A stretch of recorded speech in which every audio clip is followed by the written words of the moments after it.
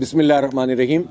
سب سے پہلے میں تمام اپنے صحافی بھائیوں کا شکریہ ادا کرتا ہوں، کافی دیر سے آپ لوگ یہاں موجود ہیں۔ اتفاق سے ہمارا پروگرام ذرا کچھ لمبا ہو گیا جس کی وجہ سے آپ کو زحمت ہوئی۔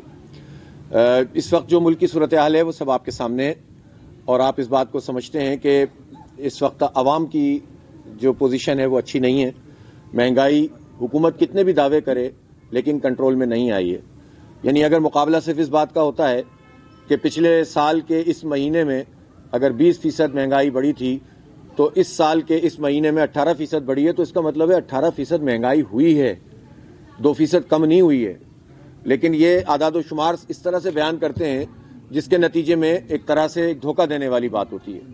پھر اسٹاک مارکیٹ کے حوالے سے یہ ہمیشہ بتایا جاتا رہا کہ اسٹاک مارکیٹ اتنی ترقی کر رہی ہے، 2-3 دن سے ہم نے اس کو بھی دیکھ لیا، لیکن میں اس پہ بات نہیں کرتا۔ ہم اس بات کو جانتے ہیں کہ جب سارے انڈیکیٹرز جو ہے وہ ٹھیک نہ چل رہے ہوں، عوام کے حالات نہ درست ہو رہے ہوں، اب فیصل آباد میں ہی اگر 50% سے زائد ملیں بند ہو گئی ہوں، صرف فیصل آباد میں، ظاہر ایک ٹیکسٹائل ہے، اس کو تو یہاں کا پاکستان کا مانچسٹر کہتے تھے نا، تو آپ سوچ سکتے ہیں کہ یہاں کیا جب مل بند ہوتی ہے تو اس کا مطلب ہے سینکڑوں نہیں ہزاروں لوگ بے روزگار ہوتے ہیں، اور پھر پورا کاروبار میں جو پیسہ رول ہو رہا ہوتا ہے وہ متاثر ہو جاتا ہے۔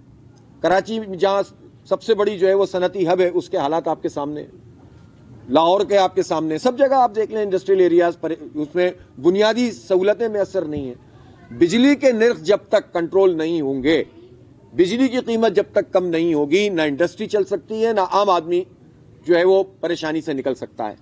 لہٰذا اگر حکومت یہ بات کہتی ہے، اب آپ نے پوچھا بھی مجھ سے کہ محسن نقوی صاحب تشریف لائے تھے، کل وہ آئے تھے دفتر میں، اور وہ انہوں نے یہ بتایا ہمیں کہ ہم آپ کو رپورٹ کرنا چاہتے ہیں، بتانا چاہتے ہیں کہ چونکہ ہمارا آپ سے ایک معاہدہ ہوا تھا اور اس میں ہم نے بہت ڈیولپمنٹ کی ہے، اور انہوں نے بتایا کہ 5 IPPs بند ہوئیں، پہلے 13 سے بات ہوئی، پھر 18 سے ہوئی، بلکہ میں نے ان سے خاص طور پر پوچھا کہ یہ جو فوجی فاؤنڈیشن پہ بھی آپ ہاتھ لگانے کی پوزیشن میں ہے کہ نہیں ہے، تو انہوں نے کہا نہیں، ان سے بھی بات چیت ہو رہی ہے، اور وہ بھی جو ہے وہ ٹیک اور پے کے جو معاہدے ہیں وہ ریوائز ہوں گے اور ریٹ بھی ریوائز ہوں گے۔ تو ہم نے کہا اچھی بات ہے آپ کریں، لیکن ہمیں اس وقت تک یقین نہیں آئے گا جب تک بجلی کے بل کم نہیں ہوں گے۔ تو میں یہ ضرور کہنا چاہتا ہوں کہ اگر یہ بجلی کے بل انہوں نے اسی طرح رکھے اور ہمیں یہ صرف بتاتے رہے کہ اتنی IPPs سے بات ہو گئی، اتنی IPPs سے بات ہو گئی، تو پھر ظاہر سی بات ہے ہمارے پاس بڑے احتجاج کے سوا کوئی دوسرا راستہ نہیں ہوگا۔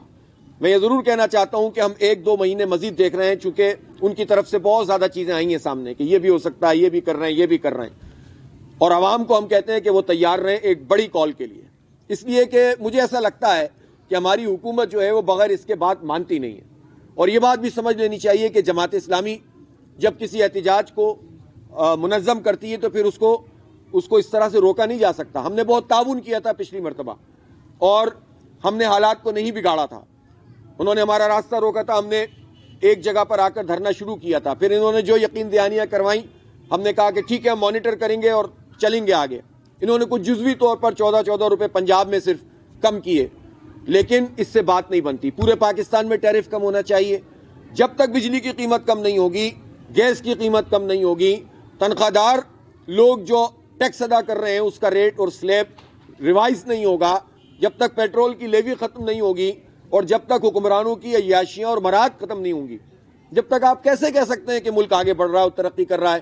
اور آپ اس کی جو مثال ہے وہ یہ ہے کہ جس دن گیس کی قیمت 25% تک بڑھانے کا فیصلہ کیا، اسی دن پنجاب اسمبلی میں ممبران اسمبلی نے اور وزراء کی تنخواہوں میں 900% اور 1000% تک اضافہ انہوں نے کر دیا۔ آپ اندازہ لگائیے کہ 9-10 گنا اضافہ، یعنی ایک، جبکہ ان میں سے 70-80% لوگ تو ارب پتی ہوں گے، لیکن یہ کام بھی نہیں چھوڑتے کہ لاکھوں میں بھی اگر کوئی چیز ہے تو وہ بھی پکڑ لو۔ ارب پتی لوگ تو پہلے ہی کافی مال بنا چکے ہوتے ہیں، اکثریت تو ان میں سے سب جانتے ہیں کہ وہ کس طرح سے جو ہے وہ کام کر رہے ہیں۔ اس لیے ہم یہ سمجھتے ہیں کہ یہ جو رویہ ہے حکومت کا، یہ عوام دوستی نہیں، عوام دشمنی ہے۔ تو ریلیف ملنا چاہیے، اور ہم اس کو پلان کر رہے ہیں کہ ظاہر اس دوران میں ہمیں ایک موقع ملا کہ ہم نے بڑے پیمانے پر ممبرشپ کی ہے۔ ہم پورے پاکستان میں ہر گاؤں کی سطح پر اور ہر محلے کی سطح پر عوامی کمیٹیاں جماعت اسلامی کی بنا رہے ہیں، اور انشاءاللہ ایک پوری طاقت کے ساتھ عوام کے اس مقدمے کو لے کر اٹھیں گے۔ اس سے پہلے حکومت کو چاہیے کہ بجلی کی قیمت کم کریں، ٹیرف کو ریوائز کریں۔ جب جاگیرداروں پہ ٹیکس لگانے کی بات آئی تو وہاں اعتراض کیا پیپلز پارٹی نے بھی اور پی ٹی آئی نے بھی. اگر جزوی اختلاف تھا تو ان کو جو ہے وہ کرنا چاہیے تھا. اصل میں بات یہ ہونی چاہیے کہ بڑے جاگیرداروں پہ ٹیکس لگنا چاہیے, عام کسان کو ریلیف ملنا چاہیے. زراعت پہلی ہماری بہت خراب ہے, اور ابھی گنے کی بھی ریٹ پراپر طریقے سے نہیں دیے جا رہے, جس کی وجہ سے ایک بحران پیدا ہو گیا. پھر شوگر مافیا وہ جو ہے پھر طاقت حاصل کر لے گی اور عام کسان اور کاشتکار کا بیڑا غرق کر دیں گے. گندم میں ہم دیکھ چکے ہیں یہ ہوا ہے. اسی طرح سے بڑے جاگیرداروں پہ جب ٹیکس لگے گا تو خود بخود جو چیزیں کنٹرول ہوں گی, لیکن وہاں پر نہیں لگانے دیتے. لیکن ایسی تمام چیزوں میں کہ جس میں سب کو فائدہ ہو رہا ہو, یعنی باجوہ صاحب کی ایکسٹینشن ہو یا ممبران اسمبلی کی تنخواہیں بڑھانے کا معاملہ ہو, یہ ساری پارٹیاں ایک ہو جاتی ہیں, اس میں کوئی اختلاف سامنے نہیں آتا. تو یہ افسوسناک ہے.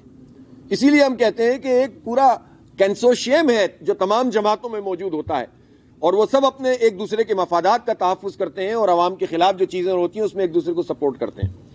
جو آپ نے بات کی ہے مدارس والی, ہمارا موقف اور مولانا فضل الرحمان صاحب کا موقف علیحدہ ہے, یہ بات سمجھ لیجئے. چونکہ جو اتحاد تنظیمات کی میٹنگ تھی اس میں جو رابطۃ المدارس کا موقف تھا وہ دوسرا تھا. ہم یہ سمجھتے ہیں کہ جب 2019 میں عمران خان صاحب کی حکومت میں ایک معاہدہ ہو گیا تھا اور اس معاہدے پہ تمام تنظیمات نے سائن کر دیے تھے, اور اس سائن کے مطابق پھر عمل درآمد ہونا چاہیے تھا, اور اس سے اگر اختلاف تھا تو وہ سامنے آنا چاہیے تھا, سب کو اعتماد میں لینا چاہیے تھا. لیکن ہوا یہ کہ جب یہ 26ویں ترمیم پیش ہوئی تو اس میں ظاہر اس کے ساتھ ساتھ یہ ایکٹ بھی آ گیا. اس ایکٹ میں خود مولانا صاحب نے اجلاس میں یہ بات بتائی کہ اس کا جو ان کو متن دیا گیا تھا اس میں دونوں آپشن موجود تھے.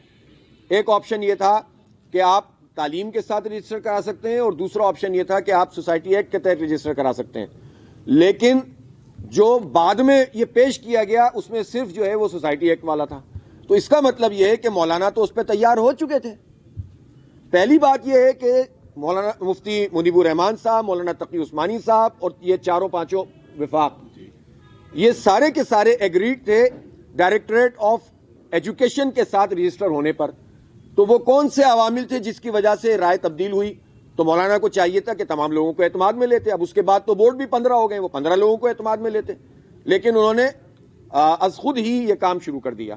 اور وہ ایگری ہو گئے تھے دونوں بورڈوں کے اوپر, پھر اس کے بعد پاس دوسرا ہو گیا, اب وہ کہتے ہیں وہ گزٹ بن گیا. ہمارا اس میں رائے یہ, ہم اختلاف نہیں چاہتے, ہم علماء کے درمیان تقسیم نہیں چاہتے. ہم یہ چاہتے ہیں کہ ایک تو مولانا اس میں سب کو بلائیں, ان بورڈز کو بھی بلائیں اور باقی بورڈ جو اختلاف کر رہے ہیں ان کو بھی بلائیں. اور ہمارے نزدیک یہ آپشن موجود ہے کہ اول تو اس معاہدے کے مطابق سب کو فالو کرنا چاہیے 2019 کے مطابق, کیونکہ اس میں بہت سارے لوگ رجسٹر ہو چکے ہیں, ان کی رجسٹریشن کا کیا ہوگا. تو اب تعلیم والا بھی اوپن کر دیں, اور اگر سب کی رائے بنے تو سوسائٹی ایکٹ والا جو چاہے صنعتوں کے ساتھ اپنے آپ کو رجسٹر کرائے, جو چاہے تعلیم کے ساتھ کرا لے, جس کی جو مرضی آئے. تو میں سمجھتا ہوں کہ اختلاف نہیں پیدا ہونا چاہیے, اور بعض چیزیں ایسی ہوتی ہیں کہ جس کو سامنے رکھ کر اپنی دوسری چیزوں کو جو ہے وہ کے اثر کو زائل کرنے کی کوشش نہیں کرنی چاہیے. 26ویں ترمیم قوم کے ساتھ اچھا نہیں ہوا. یہ ایک بہت بڑی, سمجھ لیں کہ پاکستان میں جو آئین کے حوالے سے جو موٹی موٹی خراب چیزیں ہوئی ہیں اس میں 26ویں ترمیم بھی موجود ہے. جو لوگ بھی اس کے مرتکب ہوئے ہیں وہ تاریخ میں انہوں نے اپنا نام لکھوا لیا ہے, آئین کا حلیہ بگاڑنے, عدالتوں کو بے وزن کرنے, طاقتوروں کی اجارہ داری قائم کرنے کے حوالے سے.